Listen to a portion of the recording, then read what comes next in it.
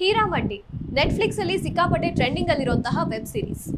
ಈ ಸೀರೀಸ್ ಅಲ್ಲಿ ತವಾಯ್ಫ್ಗಳ ಜೀವನ ಹೇಗಿತ್ತು ಅನ್ನೋದನ್ನ ಸಂಜಯ್ ಲೀಲಾ ಬನ್ಸಾಲಿ ಅವರು ಅವರ ಕ್ರಿಯೇಟಿವಿಟಿನಲ್ಲಿ ಹಾಗೂ ಲಕ್ಸುರಿಯಸ್ ಸೆಟ್ಸ್ ನ ಬಳಸಿ ಕಾಸ್ಟ್ಯೂಮ್ಸ್ ನ ಬಳಸಿ ತೋರಿಸಿದ್ದಾರೆ. ಬಟ್ ನಿಜವಾದ ತವಾಯ್ಫ್ಗಳ ಜೀವನ ಹಾಗಿತ್ತ ಅಲ್ಲ ಅನ್ನೋದಾದ್ರೆ ಹೇಗಿತ್ತು? ಸ್ವಾತಂತ್ರ್ಯ ಸಿಗೋದ್ರಲ್ಲಿ ಇವರ ಪಾತ್ರ ಇತ್ತು ಅನ್ನೋದಾದ್ರೆ ಸ್ವಾತಂತ್ರ್ಯ ಸಿಕ್ಕ ನಂತರ ಇವರೆಲ್ಲ ಏನಾದ್ರು ಇದನ್ನ ತಿಳ್ಕೋಬೇಕು ಅಂದ್ರೆ ಇವತ್ತಿನ ಈ ನನ್ನ ವ್ಲಾಗ್ ಅನ್ನ ಕಂಪ್ಲೀಟ್ ಆಗಿ ನೋಡಿ. ಹಾಯ್ ಹಲೋ ಎಲ್ರಿಗೂ ನಮಸ್ಕಾರ. ನೀವು ನೋಡ್ತಾ ಇದ್ದೀರಾ Navya Shetty YouTube channel and ಇವತ್ತಿನ ವ್ಲಾಗ್ ಬಂದು ದಿ ಒರಿಜಿನಲ್ ತವಾಯ್ಫ್ಸ್. ತವಾಯ್ಫ್ಗಳ ಅಸ್ತಿತ್ವ ಭಾರತದ ಉಪಖಂಡದಲ್ಲಿ ಶತಶತಮಾನಗಳಿಂದಲೂ ಕೂಡ ಇದೆ. ಇದಕ್ಕೆ ಸಾಕ್ಷಿ ಅನ್ನುವಂಥದ್ದು ಕ್ರಿಸ್ತಪೂರ್ವ 5ನೇ ಶತಮಾನದ ಸಂಸ್ಕೃತ ನಾಟಕ ಮೃಚ್ಛಕಟಿಕದಲ್ಲಿ ವಸಂತ ಸೇನ ಅನ್ನೋ ಪಾತ್ರ ತವಾಯ್ಫ್ಗಳ ಅಸ್ತಿತ್ವವನ್ನ ನಮಗೆ ತೋರಿಸುತ್ತೆ.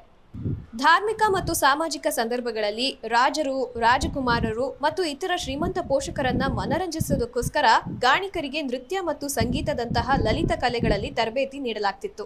ಈ ಸಮಯದಲ್ಲಿ ಮಹಿಳೆಯರ ನಡುವೆ ಒಂದು ಕಾಂಪಿಟೇಷನ್ ನಡೀತಿತ್ತು. ಏನಿದು ಕಾಂಪಿಟೇಷನ್ ಅಂದ್ರೆ ನಾಗರವಧು ಅನ್ನೋ ಒಂದು ಟೈಟಲ್ಗೋಸ್ಕರ.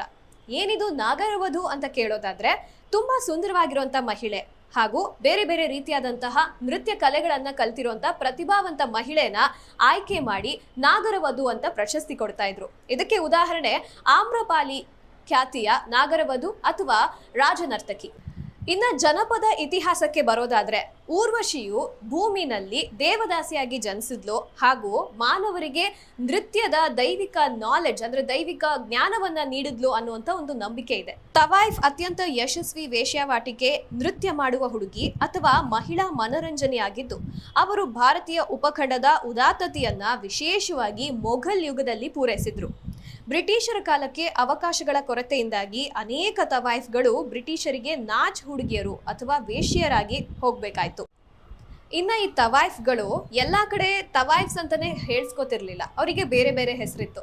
ಉತ್ತರ ಭಾರತದಲ್ಲಿ ತವಾಯ್ಫ್ ಅಂತ ಕರೆಯೋದಾದ್ರೆ ಬಂಗಾಳದಲ್ಲಿ ಬೈಜಿನ್ ಅಂತ ಕರಿತಾ ಇದ್ರು, ಇನ್ನ ಗೋವಾದಲ್ಲಿ ನೈಕಿನ್ ಅಂತ ಕರಿತಾ ಇದ್ರು. ತವಾಯ್ಫ್ಗಳು ತೆರೆಮರೆಯಲ್ಲಿ ಬ್ರಿಟಿಷ್ ವಿರೋಧಿ ಕಾರ್ಯಗಳಲ್ಲಿ ಸಕ್ರಿಯವಾಗಿ ಭಾಗವಹಿಸಿದ್ರು. ಕೋಥಾಸ್ ಎಂದು ಕರೆಯಲ್ಪಡುವ ಅವರ ಕಟ್ಟಡಗಳು ಬ್ರಿಟಿಷ್ ವಿರೋಧಿ ಅಂಶಗಳಿಗೆ ಸಭೆಯ ಪ್ರದೇಶಗಳು ಮತ್ತು ಮರೆಮಾಚುವ ಸ್ಥಳಗಳಾಗಿದ್ವು. ಸಂಪತ್ತನ್ನ ಸಂಗ್ರಹಿಸಿದ ತವಾಯ್ಫ್ಗಳು ಬ್ರಿಟಿಷ್ ವಿರೋಧಿ ಅಂಶಗಳಿಗೆ ಆರ್ಥಿಕ ಬೆಂಬಲವನ್ನ ನೀಡ್ತಿದ್ರು. ಹಾಗಿದ್ರೆ ಈ ತವಾಯ್ಫ್ಗಳು ದೇಶಕ್ಕೆ ಸ್ವತಂತ್ರ ಸಿಕ್ಕ ನಂತರ ಏನಾದ್ರು? ದೇಶ ವಿಭಜನೆ ಆದ್ಮೇಲೆ ತುಂಬಾ ಚೆನ್ನಾಗಿರುವಂತಹ ಯಂಗ್ ಆಗಿರುವಂತಹ ತವಾಯ್ಫ್ಗಳು ಪಾಕಿಸ್ತಾನದ ಸಿನಿಮಾಗಳಿಗೆ ಮೊದಲ ಆಯ್ಕೆ ಆಗಿದ್ರು.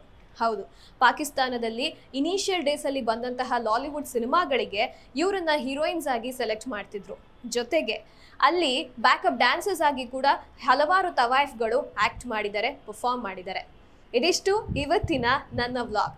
ನಿಮಗೆ ಈ ವ್ಲಾಗ್ ಇಷ್ಟ ಆಗಿದ್ರೆ ನನ್ನ YouTube channel Navya Shetty YouTube ಚಾನಲ್ಗೆ ಸಬ್ಸ್ಕ್ರೈಬ್ ಆಗಿ. ಈ ವಿಡಿಯೋ ನಿಮಗೆ ಇಷ್ಟ ಆಗಿದ್ರೆ ಲೈಕ್ ಮಾಡಿ, ಶೇರ್ ಮಾಡಿ, ಜೊತೆಗೆ ಹೇಗೆ ಅನಿಸ್ತು ಅನ್ನೋದನ್ನ ಕಮೆಂಟ್ ಸೆಕ್ಷನಲ್ಲಿ ಕಾಮೆಂಟ್ ಕೂಡ ಮಾಡಿ. ಮತ್ತೊಂದು ಇಂಟ್ರೆಸ್ಟಿಂಗ್ ಟಾಪಿಕ್ ಜೊತೆ ನಿಮ್ಮ ಮುಂದೆ ಬರ್ತೀನಿ. ಅಲ್ಲಿವರೆಗೂ ಕೀಪ್ ಸ್ಮೈಲಿಂಗ್, ಟೇಕ್ ಕೇರ್, ಬಾಯ್.